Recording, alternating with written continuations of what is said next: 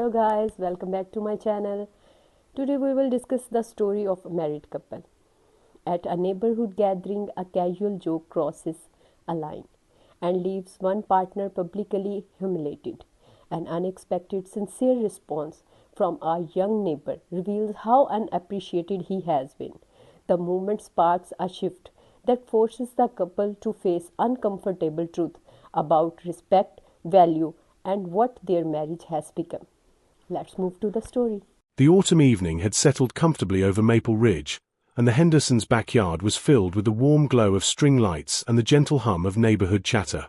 Daniel adjusted his grip on the platter of grilled vegetables he'd spent the afternoon preparing, navigating through clusters of familiar faces. His wife, Patricia, was already holding court near the patio table, her laughter ringing out above the conversation. "There he is," Patricia announced as Daniel approached, her wine glass catching the light. "My faithful servant, bringing sustenance to the masses." A few people chuckled politely. Daniel set the platter down with a practiced smile, the kind he'd perfected over their 17 years of marriage. He'd learned when to laugh along, when to stay silent, when to simply disappear into the background of Patricia's performances. "You know," Patricia continued, her voice taking on that particular tone Daniel had come to recognize, the one that meant she was about to entertain at his expense. "I was just telling everyone about the lawn situation." Daniel spent 4 hours on Saturday edging the driveway. 4 hours. I told him, "Honey, you're making the rest of the neighborhood look bad." "It looks great, Daniel," offered Tom from next door, raising his beer in salute. "Oh, it does," Patricia agreed, leaning back in her chair with theatrical satisfaction. "Which is why I've decided I'm going to start lending him out. Like a library book, but for yard work." She paused for effect. "Who wants him Thursdays? I'll even throw in his hedge trimmers." The laughter was louder this time. Daniel felt the familiar tightness in his chest, but he maintained his smile. It was just Patricia being Patricia, funny, charismatic, the life of any party. This was normal. This was fine. "I'm serious." Patricia pressed on, warming to her theme. "Take him for a test drive. He does windows, gutters, minor electrical work. And he's already trained. You don't even have to feed him. Just point him at a project and watch him go. I should really put him on one of those neighborhood apps. Free husband, good condition, barely used for conversation." More laughter rippled through the group, though Daniel noticed some of it sounded uncertain now. He turned toward the grill, pretending to check on the chicken, giving himself a moment away from the spotlight. "I'll take him." The voice was quiet but clear, cutting through the ambient noise. Daniel looked up to see Natalie Porter standing slightly apart from the main group, near the garden border. Their youngest neighbor at 26, she'd moved into the small cottage at the end of the street about 8 months ago. She was holding a glass of lemonade, her expression serious. Patricia blinked, clearly not expecting anyone to actually respond to what she'd intended as pure comedy. "What's that, sweetie?" "I said I'll take him," Natalie repeated, stepping closer to the light. Her voice was steady, matter-of-fact. "If you're really giving him away, I'd be happy to have him as a neighbor." An awkward silence descended. Patricia's smile froze in place. "Daniel helped me move my couch when I first arrived," Natalie continued, seemingly oblivious to, or perhaps deliberately ignoring, the tension she'd created. "He didn't wait to be asked. He just saw me struggling through my front door and came over. And last month, when my car wouldn't start before that job interview, he spent 2 hours figuring out it was just a loose battery cable. Refused to take any money for it." She turned to look directly at Patricia now. "He also always brings in your garbage cans from the street, every single week. I've noticed that. And he's the one who organized that food drive last spring, and he volunteers at the community center teaching resume workshops to people looking for work." Natalie took a sip of her lemonade, her gaze unwavering. "So yeah, if you really don't want someone that kind, that helpful, that genuinely decent, I'll absolutely take him off your hands. My parents would love him too. They're always saying how rare it is to meet people with real integrity anymore." The silence that followed was deafening. Patricia's face had gone through several shades of red, finally settling on a mottled crimson. Someone coughed awkwardly. Tom suddenly became very interested in his phone. Daniel stood frozen by the grill, tongs in hand, feeling as though the earth had shifted beneath his feet. In all his years of enduring Patricia's jokes, her casual dismissals, her public mockery disguised as affection, no one had ever done this. No one had ever simply told the truth. "Well," Patricia finally managed, her voice tight and brittle, "I see someone doesn't understand humor." "Oh, I understand humor," Natalie replied calmly. "I just don't think cruelty disguised as jokes is actually funny. But maybe that's a generational thing." She set her glass down on the nearby table and offered Daniel a genuine smile. "Thank you for having me. The food is wonderful." Then she nodded to the rest of the group and walked toward the side gate, her departure creating a vacuum of uncomfortable silence. Patricia stood abruptly, her chair scraping against the patio stones. "I need to check on the dessert," she announced to no one in particular, and disappeared into the house.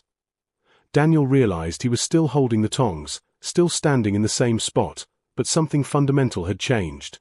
For the first time in years, he saw his life from the outside, saw himself through Natalie's eyes, through the eyes of someone who recognized his worth without needing him to prove it. The party continued, but the atmosphere had shifted irrevocably. People drifted into smaller conversations, avoiding the elephant that Natalie had left standing in the middle of the gathering. Daniel turned the chicken one final time, his hands moving automatically while his mind reeled. One honest moment, one person willing to speak simple truth, and suddenly 17 years of his life looked different. He glanced toward the house where Patricia had retreated, then toward the side gate where Natalie had departed. The string lights swayed gently in the evening breeze, casting dancing shadows across the yard. Everything was the same. Everything had changed, and Daniel couldn't quite bring himself to laugh it off anymore. The car ride home was suffocating in its silence. Patricia drove with her jaw clenched, her knuckles white on the steering wheel, while Daniel stared out the passenger window at the darkened houses sliding past. They lived only 3 blocks from the Hendersons, but the distance felt oceanic. "That was humiliating," Patricia finally said as she pulled into their driveway. "Absolutely humiliating." Daniel unbuckled his seatbelt but didn't move to exit the car. "What was?" "Oh, don't play dumb." Patricia killed the engine and turned to face him. "That child ambushing me like that. Making me look like some kind of villain in front of our friends." "Natalie's 26, Daniel said quietly. "Hardly a child. Whatever she is, she was completely out of line. Who does that? Who takes a joke that seriously?" Patricia grabbed her purse from the back seat with more force than necessary. "I was mortified, Daniel. You should have said something. You should have backed me up." Daniel felt something crack inside his chest, not painfully, but like ice breaking in spring. "Backed you up in what, exactly?" "In making it clear she was being ridiculous. That it was just a joke, that everyone there knows I don't actually mean those things." Patricia opened her car door, letting in a rush of cool night air. "Instead, you just stood there like a statue, making me look even worse." "Patricia." Daniel's voice was steady, calmer than he felt. "Do you actually believe that?" "Believe what?" "That everyone knows you don't mean it." He turned to look at his wife fully, perhaps for the first time in months. "When you joke about giving me away, lending me out, saying I'm barely used for conversation, do you really think people hear love underneath all that?" Patricia's expression hardened. "Oh, for God's sake. Now you're going to be sensitive too?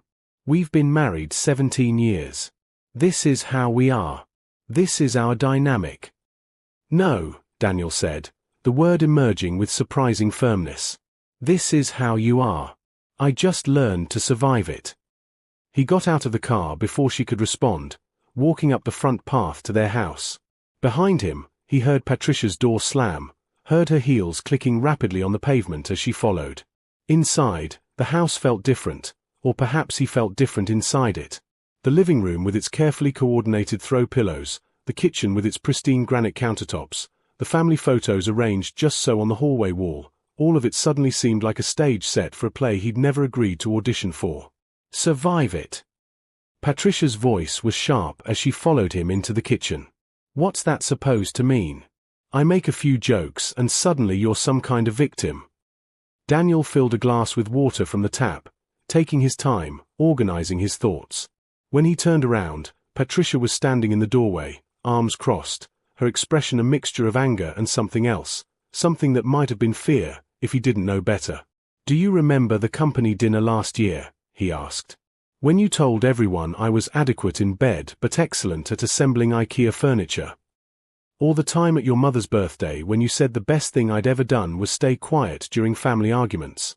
What about last month when we ran into your college friends and you introduced me as the man who peaked in middle management? Patricia's arms tightened across her chest. Those were jokes, Daniel. Everyone laughed. Some people laughed, Daniel corrected. Some people looked uncomfortable. I've been watching faces for years, Patricia. I've seen the pity. I've seen people wonder why I put up with it. He set his water glass down carefully. I've wondered that myself. You're being ridiculous. But Patricia's voice had lost some of its certainty. This is about that girl, isn't it? Some 26-year-old who doesn't know anything about marriage or life or how couples actually work, and you're going to let her opinion matter more than 17 years together.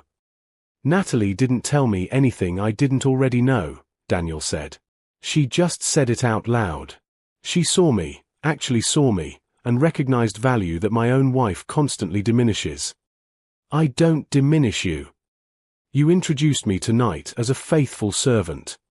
Daniel's voice remained steady, but he felt something burning in his chest, something that had been smoldering for years finally finding oxygen. You talked about lending me out like equipment. You made our marriage sound like an inconvenience you tolerate with humor. Patricia opened her mouth, closed it, opened it again. That's not. I don't mean it like that. Then how do you mean it? Daniel asked. Honestly, Patricia, when you make those jokes, when you dismiss me in front of our friends and family, when you treat my efforts to contribute to our life together as punchlines, what exactly are you trying to communicate? The question hung in the air between them.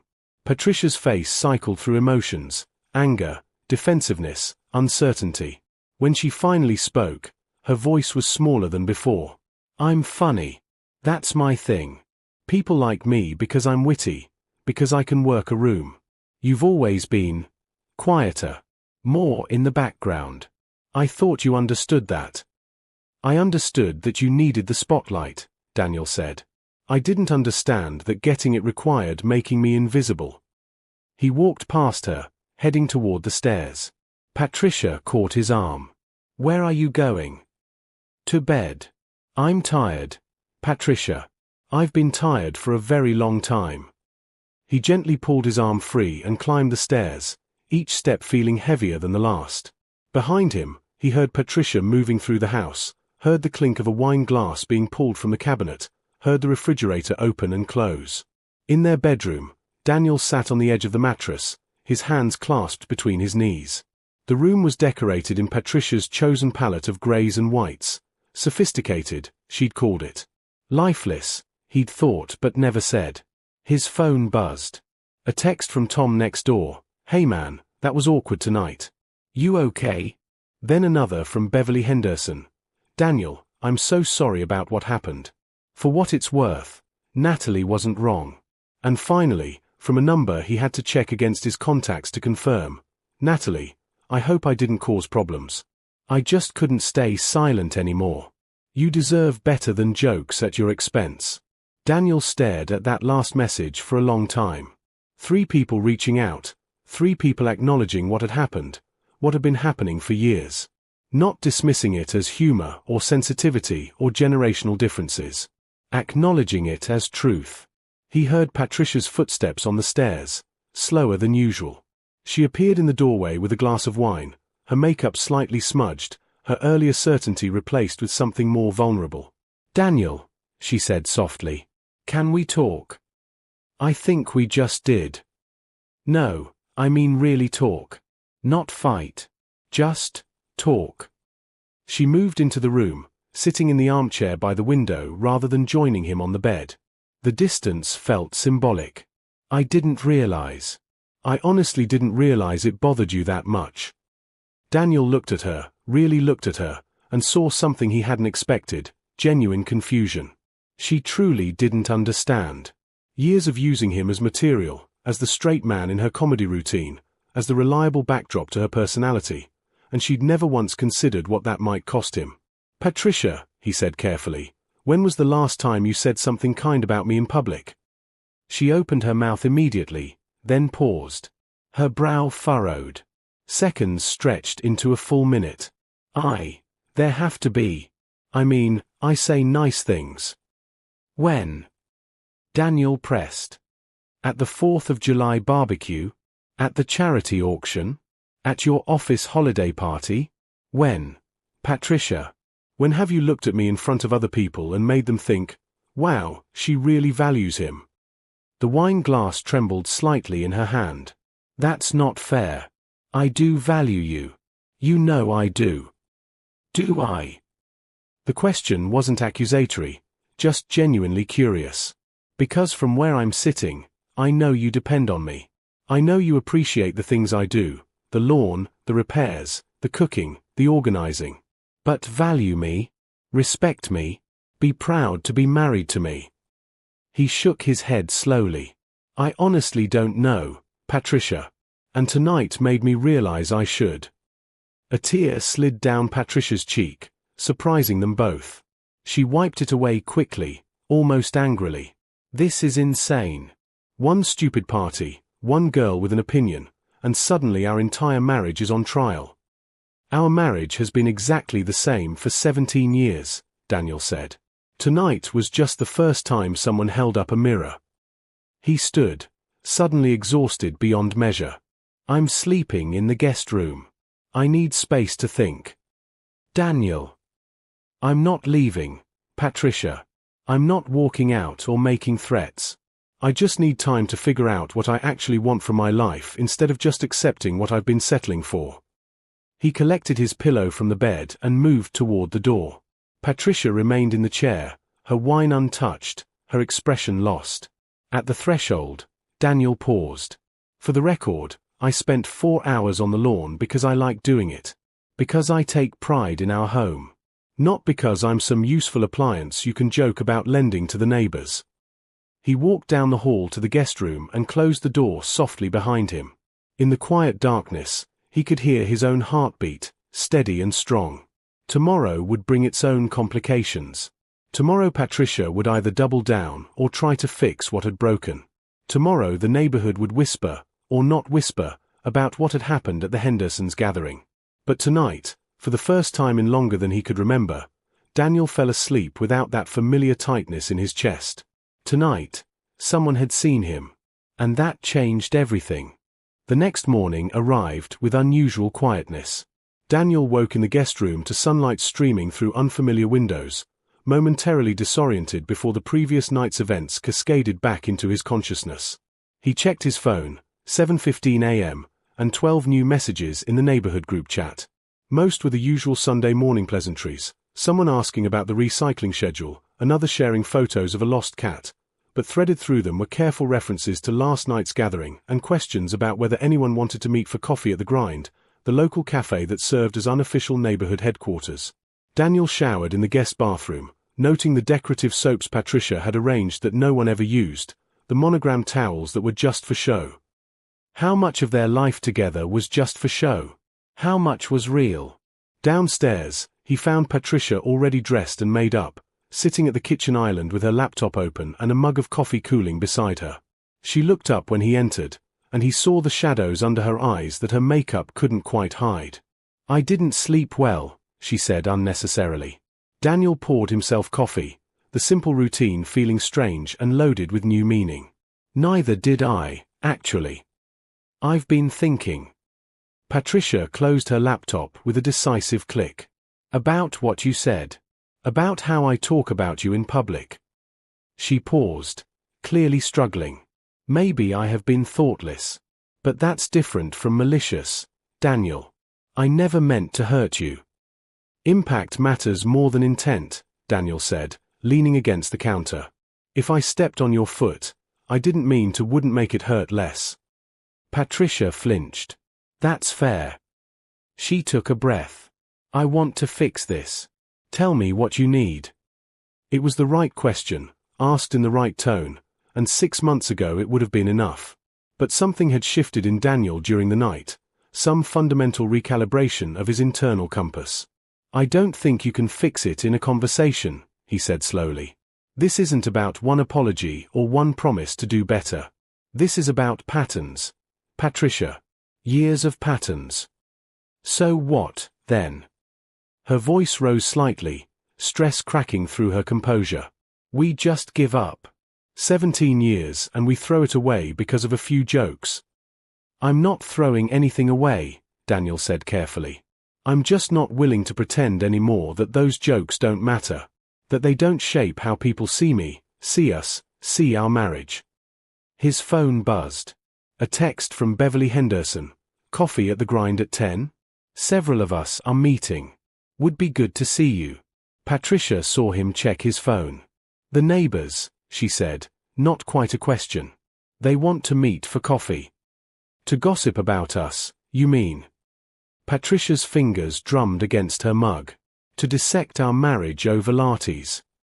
Or maybe just to check in, Daniel suggested. Not everything is performance, Patricia. She looked at him sharply, and he could see her processing the implication that she viewed life as performance, relationships as audience management. The realization seemed to trouble her. Are you going? She asked. I think so, yes. And if I come? Daniel considered this. Then you come. But I'm not going to manage the situation for you. I'm not going to smooth things over or make excuses or help you control the narrative. If you come as yourself, and you deal with whatever comes honestly. Patricia's expression flickered through several emotions before settling on something resigned. When did you get so assertive? I've always been assertive about things that mattered to me, Daniel said. I just never included myself in that category before. He rinsed his coffee mug and headed toward the front door. I'm going for a walk before the coffee thing. I'll see you there, or I won't. Outside, the October morning was crisp and clear, the kind of day that made Maple Ridge look like it belonged on a postcard. Daniel walked without particular direction, letting his feet carry him through familiar streets that suddenly felt less confining. He found himself on Natalie's street almost without meaning to. The small cottage at the end looked peaceful in the morning light, its modest garden still blooming despite the season. As Daniel stood there, unsure why he'd come, the front door opened. Natalie stepped out with a watering can, stopping short when she saw him. Oh. Hi. Hi, Daniel said. I was just walking. I didn't mean to. I wasn't stalking your house or anything weird. A small smile touched her lips. I didn't think you were. She set down the watering can. How are you doing?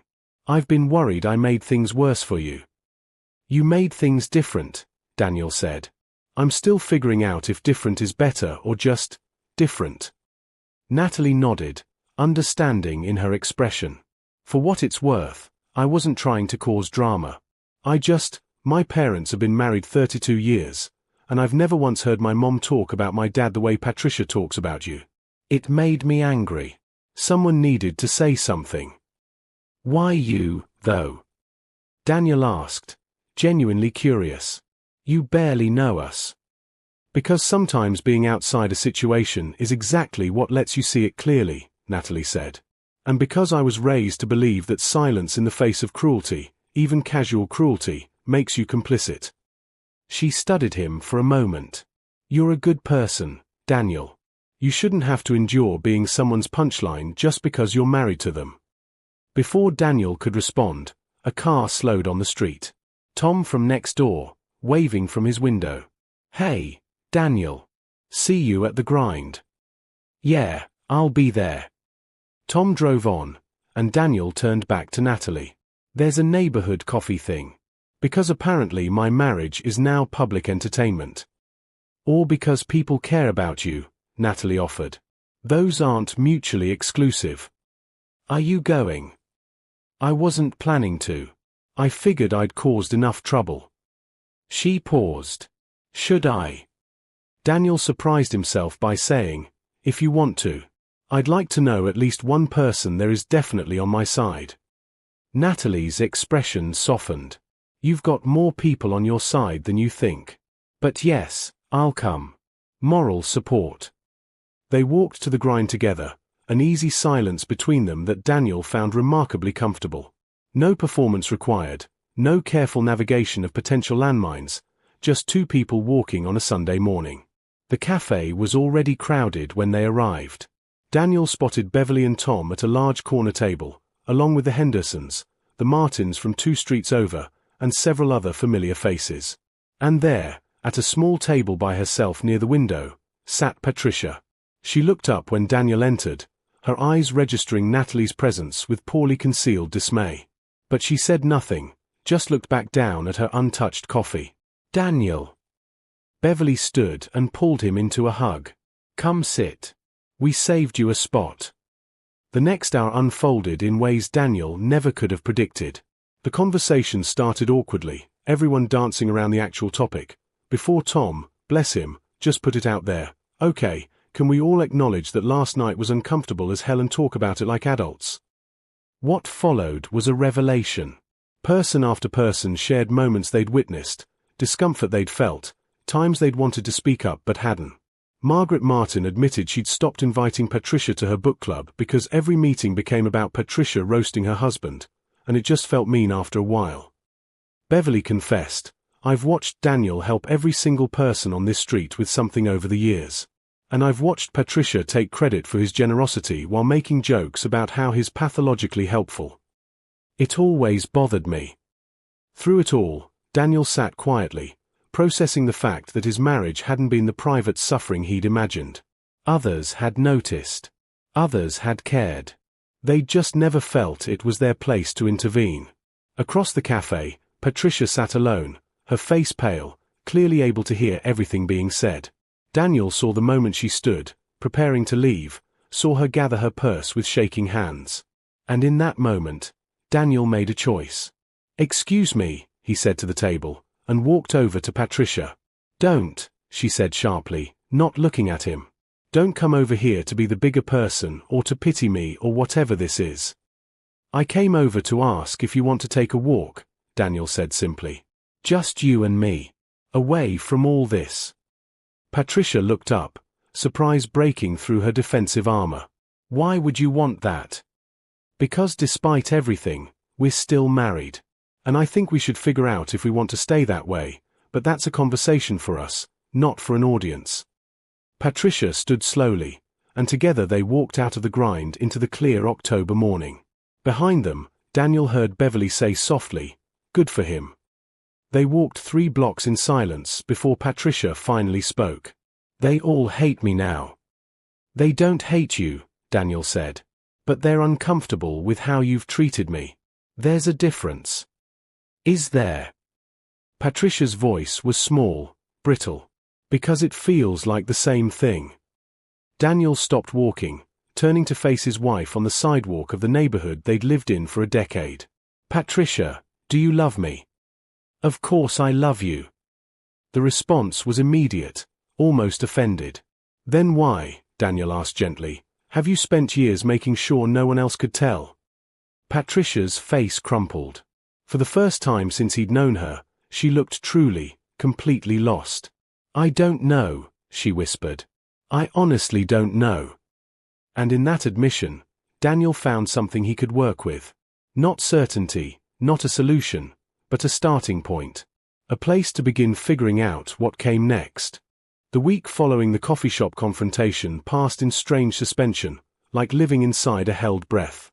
Daniel continued sleeping in the guest room, not out of anger but out of necessity. He needed the physical space to maintain the mental clarity he'd found. Patricia moved through the house like a ghost haunting her own life, present but not quite there.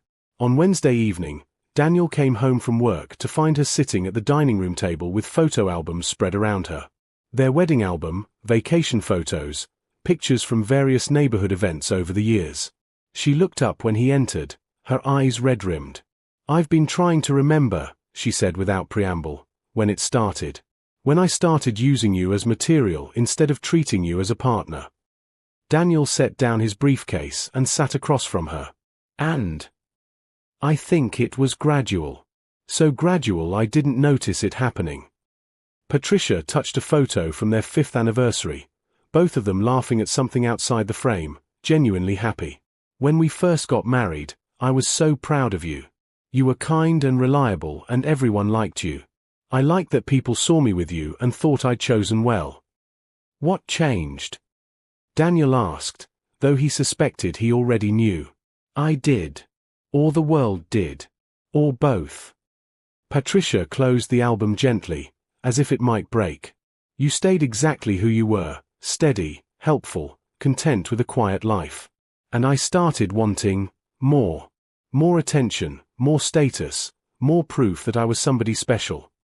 She met his eyes directly for the first time in days. You were special in ways that didn't show off well. You were good in ways that didn't make me look impressive by association. So I started reframing you.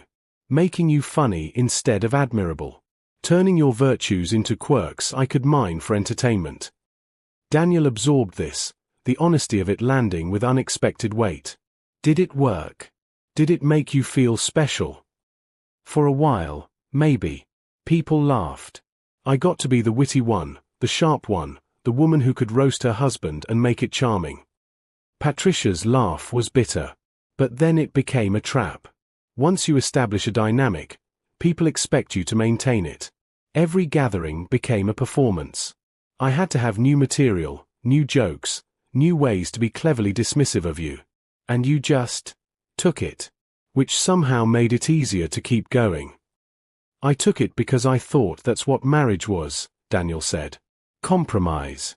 Sacrifice. Supporting your partner's needs even when it cost you something. But I never supported yours, did I? Patricia's voice cracked. I never considered what it cost you to be my straight man, my punchline, my reliable source of self-deprecating humor by proxy. Before Daniel could respond, the doorbell rang. They looked at each other, neither expecting company. Daniel rose to answer it. Natalie stood on the porch, holding a casserole dish. Hi. I made too much lasagna and thought you might. Okay, that's a lie. I made this specifically for you because I figured you might not be doing a lot of cooking this week. She caught sight of Patricia through the doorway and hesitated. I can just leave this and go. No, Patricia said, standing. Please, come in. Natalie entered cautiously, setting the casserole on the entry table. The three of them stood in an awkward triangle, the tension palpable. I owe you an apology, Patricia said suddenly. For what I said at the party, about you not understanding humor. That was defensive and unfair. Natalie blinked, clearly not expecting this. Okay. And I owe you thanks, Patricia continued, each word seeming to cost her effort. For saying what apparently everyone was thinking but no one had the courage to tell me directly. For caring enough about someone you barely know to risk social awkwardness by speaking up for him. She turned to Daniel. For seeing value in my husband that I stopped highlighting years ago. Natalie shifted uncomfortably. I didn't mean to cause a crisis in your marriage. You didn't cause it, Patricia said. You just made it visible. There's a difference. She looked between them. Would you stay for dinner? I'd like to hear more about what you saw in Daniel that made you speak up. Maybe it'll remind me of what I've forgotten. What followed was one of the strangest evenings Daniel had ever experienced. The three of them sat around the dining room table eating Natalie's lasagna while having one of the most honest conversations of his life. Natalie talked about growing up watching her parents treat each other with respect and affection, how they made each other the hero of their stories rather than the butt of jokes. My dad always says my mom is the smartest person he knows, Natalie said. And my mom tells everyone my dad is her best friend. They brag about each other to other people. They make each other sound amazing, because that's how they actually see each other. Patricia listened with an expression Daniel had rarely seen on her face, genuine humility. How do they handle disagreements? Surely it's not perfect all the time. Of course not. But they argue in private and present a united front in public. They protect each other's dignity. Natalie looked at Patricia with careful directness. My mom would never mock my dad in front of their friends. She'd consider it a betrayal. The word hung in the air. Betrayal. It was strong language, but Daniel felt the truth of it resonate through him. That's what it had felt like, all those years, like small, repeated betrayals of trust, each one individually minor but cumulatively devastating. Patricia pushed food around her plate. I've been thinking about seeing a therapist. Maybe we should see a marriage counselor together. If you're willing. Daniel considered this. A week ago, he might have jumped at the suggestion, relieved that Patricia was taking initiative to fix things. But now, with newfound clarity, he understood something crucial. I'll go to counseling with you, he said slowly, but I need you to understand something first. I'm not going to save this marriage by myself. I'm not going to do the emotional work for both of us while you show up and check a box. I know, Patricia said quietly. I'm not sure you do, Daniel pressed. You're used to me being the one who accommodates, who adjusts, who makes things work. But I'm done with that version of us. If we're going to fix this, it has to be a genuine partnership. Equal effort. Equal vulnerability. Equal respect. I want that, Patricia said. I do. I don't know if I know how anymore. Then we'll learn, Daniel said. Or we won't, and we'll figure out what comes after that. But I'm not going back to the way things were. That version of our marriage is over, Patricia. Whether we build something new together or separately, that's what we need to figure out. Natalie stood up, collecting plates. I should go. This feels like a private conversation. Thank you, Daniel said. For the lasagna. And for everything else. For what it's worth, Natalie said at the door. I think you can get through this. But only if you both actually want to. Not the idea of marriage, not the comfort of habit, not the appearance of success, but each other. The real versions of each other. After she left, Daniel and Patricia sat in silence for a long moment. I'm scared, Patricia finally admitted. I'm scared that when you really look at me, without the performance, without the wit, without all the things I use to make people like me, you won't find anything worth staying for. It was the most vulnerable thing she'd said in years, maybe ever. Daniel reached across the table and took her hand. Then let me see, he said. Let me actually see you, Patricia. The real you, not the performance. Because I've realized something this week. I fell in love with a woman I'm not sure I actually know anymore. And you've been married to a man you've been taking for granted. We're both living with strangers. Patricia's tears fell freely now. What if we can't find our way back to each other? Then at least we'll know we tried, Daniel said. But we have to actually try. Both of us. Honestly. They sat like that, hands linked across the table, the photo albums still scattered around them, a history of smiling faces that didn't tell the whole story. Outside, the neighborhood settled into evening, lights coming on in windows, families gathering for their own dinners, their own dramas, their own reckonings. For the first time in 17 years, Daniel felt like he and Patricia were truly in the same room together, not performing a marriage, but actually confronting what it had become and what it might still be. It wasn't comfort. It wasn't certainty. But it was honest. And honest, Daniel was learning, was a foundation you could actually build on. If both people were willing to do the work. 3 months later, the first real snow of the season dusted Maple Ridge in white. Daniel stood at the living room window watching it fall, a cup of coffee warming his hands. Behind him, Patricia was on the phone with the marriage counselor's office, scheduling their weekly session. The work had been harder than either of them anticipated.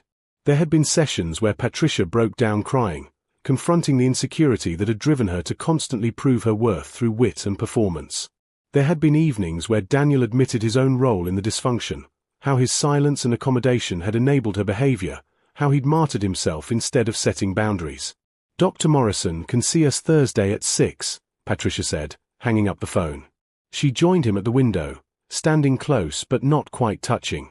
They were still learning the geography of each other, finding what closeness felt like when it was chosen rather than assumed. The Hendersons are having a New Year's party, Daniel said. They invited us. He felt Patricia tense beside him.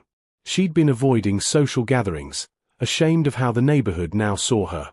The truth was, people had been remarkably gracious, but Patricia's own embarrassment made every interaction feel like judgment. I don't think I can, she said quietly. Or you don't think you know how to be at a party without your old routine, Daniel suggested gently. This was new too, being able to say difficult truths without cruelty, meeting each other's defenses with compassion instead of accusation. Dr. Morrison had helped them understand that changing required not just recognizing old patterns but building new ones, brick by brick. Patricia leaned against the window frame. What do I even say to people? Hi, sorry I spent years verbally abusing my husband for entertainment. How's your week been? You could try just being yourself, Daniel said. Not the performer version. Just Patricia. I'm not sure I know who that is yet. Then we'll figure it out together, Daniel said, finally reaching over to take her hand. That's the point of all this, isn't it? Actually getting to know each other. A knock at the door interrupted them. Daniel opened it to find Natalie, bundled in a winter coat, holding a plate of cookies. Holiday baking casualties, she said with a smile. Made way too many. Thought you might help me out. The dynamic between the three of them had shifted over the months. Natalie had become an unlikely friend to both of them, a reminder of what healthy relationships look like, and a gentle accountability partner when old patterns threatened to resurface.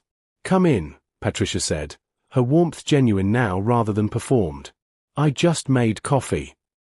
They settled around the kitchen table, the conversation flowing easily. Natalie talked about a promotion at work, asked about their holiday plans, mentioned she was bringing someone to the New Year's party, a guy she'd been seeing for a few weeks. You should both come, Natalie said. To the party, I mean. I know it feels weird, but people aren't actually sitting around discussing you anymore. Life goes on. Patricia and Daniel exchanged a look, the kind of silent communication they'd been rebuilding. Maybe we will, Patricia said slowly. Though I'll probably want to leave early. Baby steps. Baby steps count, Natalie affirmed. That's still moving forward. After she left, Patricia turned to Daniel with an expression of determination. I want to do something. For New Year's. Not just show up at a party and try not to be terrible. Something meaningful. Like what? Like actually telling people, out loud, in public, what I appreciate about you. Not as damage control or performance, but because it's true and because I should have been doing it all along. Daniel felt something warm unfold in his chest. You don't have to. I know I don't have to, Patricia interrupted. I want to. I've spent years shaping how people see you with my words. I want to reshape that. Honestly, this time. The night of the New Year's party arrived cold and clear. Daniel dressed carefully, Patricia beside him at the mirror in their bedroom. She'd moved back in 2 weeks ago, after a conversation about what sharing space would mean now, with their new boundaries and awareness. I'm nervous, she admitted, adjusting her necklace for the third time. Me too, Daniel said. But we don't have to stay long. Just show up, be present, and leave when we need to. The Hendersons' house was warm and crowded, string lights twinkling exactly as they had 3 months ago when everything changed.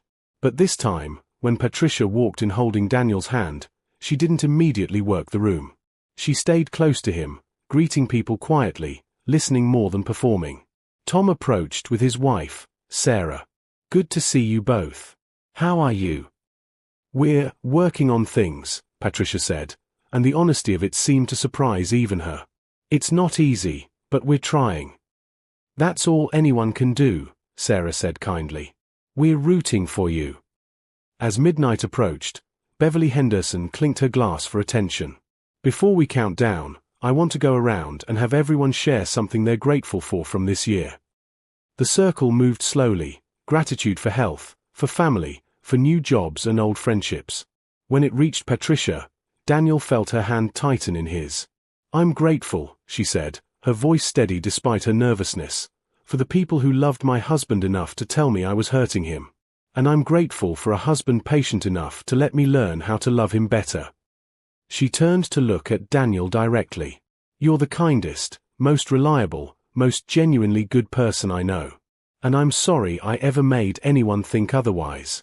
I'm lucky to be married to you." The room was quiet. Daniel saw tears in Beverly's eyes, saw Tom nodding, saw Natalie smiling from across the room where she stood with her new boyfriend. "Thank you," Daniel said softly, just to Patricia. As the countdown began, as neighbors shouted numbers and prepared to welcome the new year, Daniel felt Patricia's arms around him, felt her whisper against his ear, "I'm going to keep doing this. Showing people who you really are. Showing myself who you really are. Every day.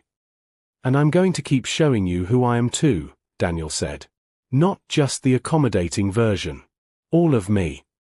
"Happy New Year," the room erupted. In the chaos of celebration, Daniel and Patricia stood together in the eye of the storm, holding each other not out of habit or performance, but out of genuine, hard-won choice. The road ahead wouldn't be simple. Dr. Morrison had warned them that real change took time, that old patterns would resurface under stress, that some damage might prove permanent. But they were both committed now, not to the idea of marriage, but to the actual work of building something true. Later, walking home through snow-dusted streets, Natalie caught up with them. "That was brave," she said to Patricia. "What you said in there." "It was overdue," Patricia replied. "But thank you. For being the person who cared enough to start this whole thing." "I just spoke up," Natalie said. "You're the ones doing the real work." She headed toward her cottage, and Daniel and Patricia continued home, their footprints parallel in the fresh snow. "Do you think we'll make it?" Patricia asked quietly. Daniel considered the question honestly.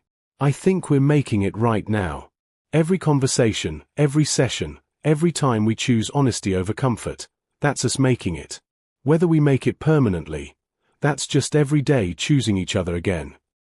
Patricia nodded, leaning into his shoulder as they walked. "Then I choose you. Today. Tomorrow. All the days we get." "I choose you too," Daniel said.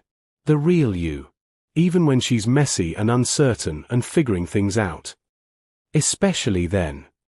Especially then."